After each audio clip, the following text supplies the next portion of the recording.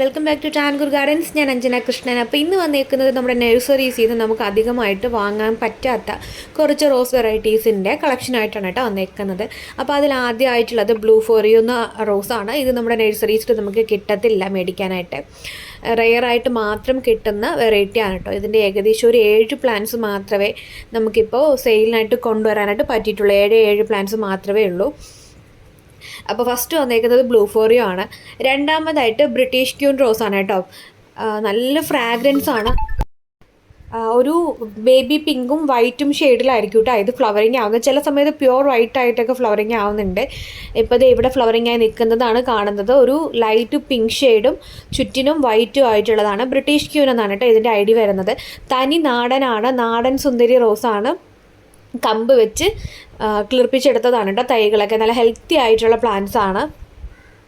രണ്ടാമതായിട്ട് നമ്മൾ സെയിലിനായിട്ട് കൊണ്ടുവന്നേക്കുന്നത് ഈ റോസാണ് കേട്ടോ. പിന്നെയുള്ളത് 7 ഡേയ്സ് റോസാണ്. നാടൻ റോസാണ് കേട്ടോ. 7 ഡേയ്സ് കോമൺ ആയിട്ട് നമ്മുടെ തമിഴ്നാട്ടിലാണ് ഈ ഒരു റോസ് കൂടുതലായിട്ടും കാണുന്നത്. ഇപ്പം നമ്മുടെ കേരളത്തിൽ നല്ലതുപോലെ വളരുന്നുണ്ട്. നല്ലപോലെ ഫ്ലവറിങ് ആവുന്നൊരു പ്ലാന്റാണ് ഈ ഒരു റോസ് എന്ന് പറയുന്നത് കേട്ടോ. 7 ഡേയ്സ് എന്നാണ് ഇതിൻ്റെ പ്രത്യേകത എന്ന് പറഞ്ഞാൽ 7 ദിവസം വരെ കൊഴിയാണ്ട് നിൽക്കും. ഫ്ലവർ വിരിഞ്ഞു കഴിഞ്ഞാൽ 1 ദിവസമല്ല 2 ദിവസമല്ല 7 ദിവസം ആയാലും പൂക്കൾ കൊഴിയാണ്ട് നിൽക്കുക എന്നുള്ളതാണ് ഇതിൻ്റെ പ്രത്യേകത. അതുകൊണ്ടാണ് ഇതിന് 7 ഡേയ്സ് റോസ് എന്ന് പേര് വന്നേക്കുന്നത്. അപ്പോൾ 7 ഡേയ്സിൻ്റെ 2 കളറുണ്ട്. ഈ ഒരു കളറും പിന്നെ യെല്ലോ ഷെയ്ഡിലും വരുന്നുണ്ട് കേട്ടോ. യെല്ലോ ഷെയ്ഡ് നമ്മുടെ കയ്യിലിപ്പോൾ അവൈലബിൾ ആണ്. അപ്പോൾ പ്ലാൻസ് വേണ്ടവർ ചെയ്യേണ്ടത് ഇതിൽ കൊടുത്തേക്കുന്ന വാട്സപ്പ് നമ്പറിൽ മെസ്സേജ് ഇടുക കേട്ടോ. വാട്സപ്പ് നമ്പറിൽ മെസ്സേജ് ഇട്ടാൽ മതിയാവും. അടുത്തതായിട്ട് റെയർ എന്ന് പറയാം, ഡീല മാൽമേസിൻ എന്നാണ് ഇതിൻ്റെ ഐഡി. നമ്മളിപ്പോൾ 2-3 ലോഡിൽ 7 പ്ലാന്റ് കൊണ്ടുവന്നിട്ടുണ്ടായിരുന്നു. കൊണ്ടുവരുമ്പോൾ തന്നെ സെയിലാവുന്ന ഒരു വെറൈറ്റിയാണ്. ഒത്തിരി പ്ലാന്റ്സ് ഒന്നും നമുക്ക് ഇതിൻ്റെ സ്റ്റോക്കൊന്നുമില്ല. ഇപ്പോൾ ഏകദേശം ഒരു 10 പ്ലാന്റ്സിനകത്ത് മാത്രമേ നമ്മുടെ കയ്യിൽ സ്റ്റോക്കുള്ളൂ. ഒരുപാടൊന്നും ഇല്ല കേട്ടോ ഈ ഒരു വെറൈറ്റി. അടിപൊളിയാണ്. ഫ്രാഗ്രൻസിൻ്റെ കാര്യത്തിലായാലും നമുക്ക് മാറ്റി നിർത്താൻ പറ്റില്ല. കൂടാണ്ട് ഈ ഒരു പ്ലാന്റിൻ്റെ പ്രത്യേകത എന്ന് പറഞ്ഞു കഴിഞ്ഞാൽ അതായത് വിരിഞ്ഞുകൊണ്ടിരിക്കും. എപ്പോഴും പൂക്കളായിരിക്കും. നമ്മുടെ സാധാരണ നാടൻ റോസ് എങ്ങനെ നമുക്ക് പൂക്കൾ തരുമോ അതേ സെയിം തന്നെയാണ് ഈ ഒരു പ്ലാന്റിൻ്റെ കാര്യവും. എന്നും പൂക്കളായിരിക്കും. നമ്മുടെ ഗാർഡനിലൊക്കെ വെച്ച് കഴിഞ്ഞാൽ നമുക്ക് പൂക്കൾ തരാത്ത ദിവസം ഉണ്ടാവില്ല. അത്രമാത്രം പൂക്കൾ തരുന്നൊരു വെറൈറ്റിയാണ് ഈ ഒരു ഡീല മാൽമേസിൻ എന്ന് പറയുന്നത്. അതിൽ മാത്രമല്ല, ഏറ്റവും വലിയ പ്രത്യേകത എന്ന് പറഞ്ഞു കഴിഞ്ഞാൽ ഇത് ഓൺ റൂട്ടഡ് എന്നുള്ളതാണ്. നമ്മുടെ കമ്പ് വെച്ച തൈകളാണ് ഉള്ളത്, ബഡ്ഡിങ് ഒന്നും അല്ല കേട്ടോ. കൂടുതലായിട്ട് ഈ റോസ് സ്റ്റോക്ക് വരുമ്പോൾ നമുക്ക് ബഡ്ഡിങ്ങിൻ്റെ തൈകളൊക്കെയാണ് എല്ലാ തവണയും 1-2 പ്ലാന്റ്സ് ഒക്കെ വരാറുണ്ട്. പക്ഷേ ബഡ്ഡിങ് ആയിരിക്കും വരിക. ഇപ്രാവശ്യം നമ്മൾ കൊണ്ടുവന്നേക്കുന്നത് ഓൺ റൂട്ടഡ് ആണ്. അടുത്തതായിട്ട് ഇത് ഈ ഒരു വെറൈറ്റിയാണ്. ഇതിനെക്കുറിച്ച് പ്രത്യേകം പറയേണ്ട, നമ്മുടെ തമിഴ്നാട്ടിലെ 7 ഡേയ്സ് റോസ് തന്നെയാണ്. 7 ഡേയ്സ് തമിഴ്നാട്ടിൽ ഇതിനെ യെല്ലോ 7 ഡേയ്സ് എന്ന് പറയും. പക്ഷേ ഇതിൻ്റെ പേര് 7 ഡേയ്സ് എന്നല്ല, പേർലി ഡി ജാഡ്സ് എന്നാണ് ഇതിൻ്റെ ഐഡി വരുന്നത്.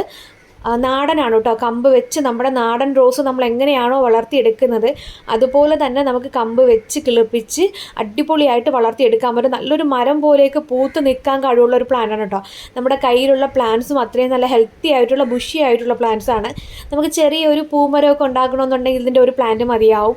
നിറയെ പൂക്ക് മഞ്ഞ കളറാണ്, ഇങ്ങനെ പൂത്തുലഞ്ഞ് നിൽക്കുന്നത് കാണാൻ തന്നെ പ്രത്യേക ഭംഗിയാണ് കേട്ടോ.